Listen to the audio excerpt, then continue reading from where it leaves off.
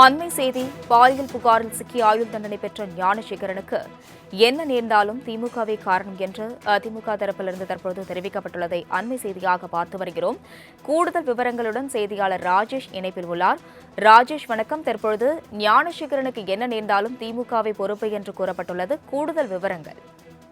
அஸ்வினி வணக்கம். அண்ணா பல்கலைக்கழக வழக்கில் குற்றவாளியான திமுக அனுதாபி ஞானசேகரன் இன்று அதிகாலை சிறையில் இருந்து அரசு ஸ்டான்லி மருத்துவமனைக்கு உள்நோயாளியாக அழைத்து செல்லப்பட்டு அனுமதிக்கப்பட்டுள்ளதாக செய்திகள் வருகின்றன என அதிமுகவின் அதிகாரப்பூர்வ எக்ஸ் தளத்தில் பதிவிடப்பட்டிருக்கிறது.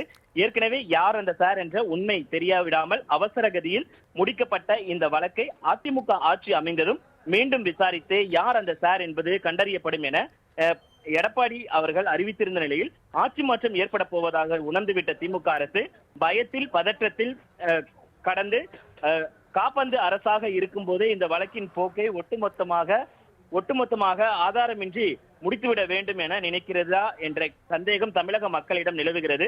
மருத்துவமனையில் உள்ள திமுக அனுதாபி ஞானசேகரனுக்கு என்ன நேர்ந்தாலும் அதற்கு ஸ்டாலினும் ஞானசேகரன் வீட்டில் பிரியாணி சாப்பிட்ட திமுக அமைச்சரும் தான் பொறுப்பு. ஏதாவது சிற்றுவேலை செய்யலாம் என்று திமுக நினைத்தால் அதற்கான பின்விளைவுகளை மே 4ஆம் தேதிக்கு பிறகு கடுமையாக இருக்கும் என்பதை எச்சரிக்கிறோம் என்று அந்த பதிவில் குறிப்பிடப்பட்டிருக்கிறது. அஸ்வினி, விவரங்களுக்கு நன்றி ராஜேஷ்.